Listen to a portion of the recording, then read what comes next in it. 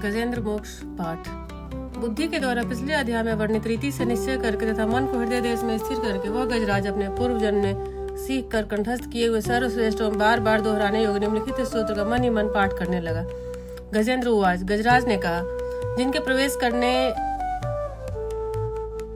पर ये जड़, शरीर और मन आदि भी चेतन बन जाते हैं, ओम शब्द के द्वारा लक्षित तथा संपूर्ण शरीर में प्रकृति एवं पुरुष रूप से प्रविष्ट हुए उन सर्व समर्थ परमेश्वर को हम मन ही मन नमन करते हैं, जिनके सहारे यह विश्व टिका है, जिनसे यह निकला है, जिन्होंने इसकी रचना की है और जो स्वयं ही इसके रूप में प्रकट है, फिर भी जो इस दृश्य जगत से एवं इसकी कारणभूता प्रकृति से सर्वथा परे एवं श्रेष्ठ है,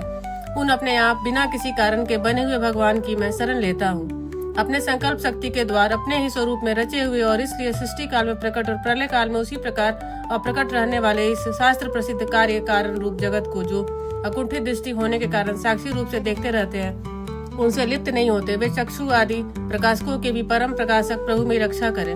समय के प्रवाह से संपूर्ण लोकों के एवं ब्रह्मादि लोकपालों के पंचभूत में प्रवेश कर जाने पर तथा पंचभूतों से लेकर महत्व पर्यंत संपूर्ण कारणों के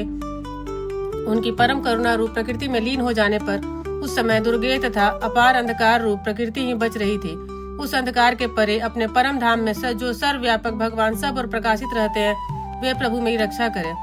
भिन्न भिन्न रूपों में नाट्य करने वाले अभिनेता के वास्तविक स्वरूप को जिस प्रकार साधारण दर्शक नहीं जान पाते, उसी प्रकार सत्व प्रधान देवता तथा ऋषि भी जिनके स्वरूप को नहीं जानते, फिर दूसरा साधारण जीव तो कौन जान अथवा वर्णन कर सकता है। वे दुर्गम चरित्र वाले प्रभु में रक्षा करे। आसक्ति से सर्वदा छूटे हुए संपूर्ण प्राणियों में आत्मबुद्धि रखने वाले सबके अकारण हेतु एवं अतिशय साधु स्वभाव मुनिगण जिनके परम मंगलमय स्वरूप का साक्षात्कार करने की इच्छा से वन में रहकर अखंड ब्रह्मचर्य आदि अलौकिक व्रतों का पालन करते हैं, वे प्रभु ही मेरी गति हैं। जिनका हमारी तरह कर्म वश न तो जन्म होता है और न जिनके द्वारा अहंकार प्रेरित कर्म ही होते हैं, जिनके निर्गुण स्वरूप का न तो कोई नाम है न रूप ही,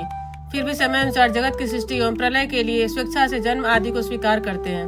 उन अनंत शक्ति संपन्न परम ब्रह्म परमेश्वर को नमस्कार है। उन प्राकृत आकार रहित एवं अनेकों आकार वाले अद्भुत कर्मा भगवान को बारंबार नमस्कार है। स्वयं प्रकाश एवं सबके साक्षी परमात्मा को नमस्कार है। उन प्रभु को जो नम वाणी एवं चित्त वृत्तियों से भी सर्वथा परे हैं, बार बार नमस्कार है।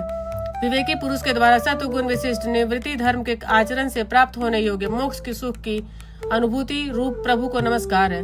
सत्व गुण को स्वीकार करके शांत, रजोगुण को स्वीकार करके घोर एवं तमोगुण को स्वीकार करके मूढ़ से प्रतीत होने वाले भेद रहित अतएव सदा संभाव से स्थित ज्ञान घन प्रभु को नमस्कार है।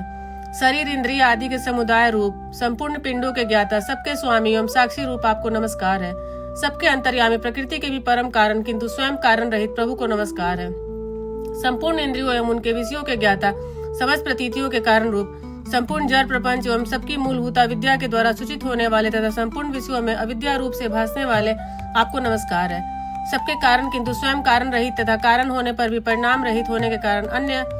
कारणों से विलक्षण कारण आपको बारंबार नमस्कार है। संपूर्ण वेदों एवं शास्त्रों के परम तात्पर्य मोक्ष रूप एवं श्रेष्ठ पुरुषों की परम गति भगवान को नमस्कार है, जो त्रिगुण रूप काष्ठों में छिपे हुए ज्ञान रूप अग्नि है। उक्त गुणों में हलचल होने पर जिनके मन में सृष्टि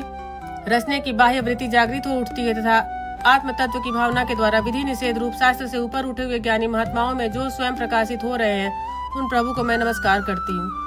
मुझ जैसे शरणागत पशु तुल्य जीवों की अविद्या रूप फांसी को सदा के लिए पूर्ण रूप से काट देने वाले, अत्यधिक दयालु एवं दया करने में कभी आलस्य न करने वाले नित्य मुक्त प्रभु को नमस्कार है। अपने अंश से संपूर्ण जीवों के मन में अंतर्यामी रूप से प्रकट रहने वाले सर्वनियंता अनंत परमात्मा आपको नमस्कार है।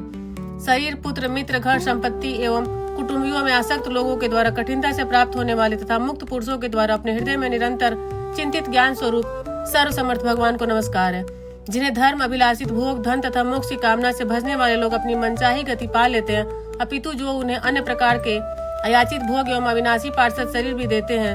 वे अतिशय दयालु प्रभु मुझे इस विपत्ति से सदा के लिए उबार ले। जिनके अनन्य भक्त जो वस्तुतः एकमात्र भगवान के ही शरण है, धर्म, अर्थ आदि किसी भी पदार्थ को नहीं चाहते, अपितु उन्हीं के परम मंगलमय एवं अत्यंत विलक्षण चरित्रों का गान करते हुए आनंद के समुद्र में गोते लगाते रहते हैं। उन अविनाशी सर्वव्यापक सर्वश्रेष्ठ ब्रह्मादि के भी नियामक भक्तों के लिए प्रकट होने पर भी भक्ति योग द्वारा प्राप्त करने योग्य अत्यंत निकट होने पर भी माया के आवरण के कारण अत्यंत दूर प्रतीत होने वाले इंद्रियों के द्वारा अगम्य तथा अत्यंत दुर्वेगे अनंत रहित किंतु सबके आदि कारण एवं सब ओर से परिपूर्ण उन भगवान की मैं स्तुति करता हूँ। ब्रह्मादि समस्त देवता, चारों वेद तथा संपूर्ण चराचर जीव नाम और आकृति भेद से जिनके अत्यंत क्षुद्र अंश के द्वारा रचे गए हैं। जिस प्रकार प्रज्वलित अग्नि से लपटे तथा सूर्य से किरणें बार बार निकलती हैं और पुनः अपने कारण में लीन हो जाती हैं, उसी प्रकार बुद्धि, मन, इंद्रियां और नाना योनियों के शरीर, यह गुणमय प्रपंच जिन स्वयं प्रकाश परमात्मा से प्रकट होता है और पुनः उन्हीं में लीन हो जाता है, वे भगवान न तो देवता है, न असुर, न मनुष्य है, न तिर्यक योनि के प्राणी है, न वे स्त्री है, न पुरुष और नपुंसक ही है, न वे ऐसे कोई जीव है जिनका इन तीनों ही श्रेणियों में समावेश हो सके, न वे गुण है, न कर्म, न कार्य है, न तो कारण ही। सबका निषेध हो जाने पर जो कुछ बच रहता है वही उनका स्वरूप है और वे ही सब कुछ है। ऐसे भगवान मेरे उद्धार के लिए आविर्भूत हो। मैं इस ग्रह के चंगु से छूटकर जीवित नहीं रहना चाहता, क्योंकि भीतर और बाहर सब ओर से अज्ञान से ढके हुए इस हाथी के शरीर से मुझे क्या लेना है।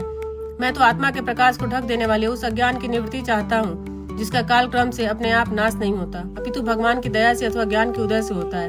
इस प्रकार मोक्ष का अभिलाषी मैं विश्व के रचयिता, स्वयं विश्व के रूप में प्रकट तथा विश्व से सर्वथा परे, विश्व को खिलौना बनाकर खेलने वाले, विश्व में आत्म रूप से व्याप्त, अजन्मा, सर्वव्यापक एवं प्राप्त वस्तुओं में सर्वश्रेष्ठ श्री भगवान को केवल प्रणाम ही करता हूँ। उनकी शरण में हूँ जिन्होंने भगवत भक्ति रूप योग के द्वारा कर्मों को जला डाला है। वे योगी लोग उसी योग के द्वारा शुद्ध किए हुए अपने हृदय में जिन्हें प्रकट हुआ देखते हैं, उन योगेश्वर भगवान को मैं नमस्कार करता हूँ। जिनकी त्रिगुणात्मक शक्तियों का राग रूप वेग असह्य है, जो संपूर्ण इंद्रियों के विश्व रूप में प्रतीत हो रहे हैं, तथापि जिनकी इंद्रियां विषयों में ही रची पची रहती हैं, ऐसे लोगों को जिनका मार्ग भी मिलना असंभव है, उस शरणागत रक्षक एवं अपार शक्तिशाली आपको बार बार नमस्कार है। जिनकी अविद्या नामक शक्ति के कार्य रूप अहंकार से ढके हुए अपने स्वरूप को यह जीव जान नहीं पाता, उन अपार महिमा वाले भगवान की मैं शरण आया हूँ। श्री सुखदेव जी ने कहा, जिसने पूर्वोक्त प्रकार से भगवान के भेद रहित निराकार स्वरूप का वर्णन किया था, उस गजराज के समीप जब ब्रह्मा आदि कोई भी देवता नहीं आए, जो भिन्न भिन्न प्रकार के विशिष्ट विग्रहों को ही अपना स्वरूप मानते हैं, तब साक्षात श्री हरि, जो सबके आत्मा होने के कारण सर्वदेव स्वरूप है, वहां प्रकट हो गए। उपर्युक्त गजराज को उस प्रकार दुखी देखकर तथा उसके द्वारा पढ़ी हुई स्तुति को सुनकर सुदर्शन चक्रधारी जगदाधार भगवान भिक्षानुरूप वेग वाले गरुड़ जी की पीठ पर सवार होकर स्तवन करते हुए देवताओं के साथ तत्काल उस स्थान पर पहुंच गए जहां वह हाथी था। सरोवर के भीतर महाबलिग्राह के द्वारा पकड़े जाकर दुखी हुए उस हाथी के आकाश में गरुड़ की पीठ पर सवार चक्र उठाए हुए भगवान श्री हरि को देखकर अपनी सूंड को, जिसमें उसने कमल का एक फूल ले रखा था, ऊपर उठाया और बड़ी ही कठिनाई से सर्वपूज्य भगवान नारायण आपको प्रणाम है, यह वाक्य कहा। उसे पीड़ित देकर अजन्मा श्री हरि एक गरुड़ को छोड़कर नीचे झील पर उतर आए। वे दया से प्रेरित हो ग्राह सहित उस गजराज को तत्काल झील से बाहर निकाल लाए और देवताओं के देखते देखते चक्र से मुंह चीरकर उसके चंगुल से हाथी को उबाड़ लिया। श्री गजेंद्र कृत भगवान का स्तवन। ओम नमो भगवते वासुदेवाय।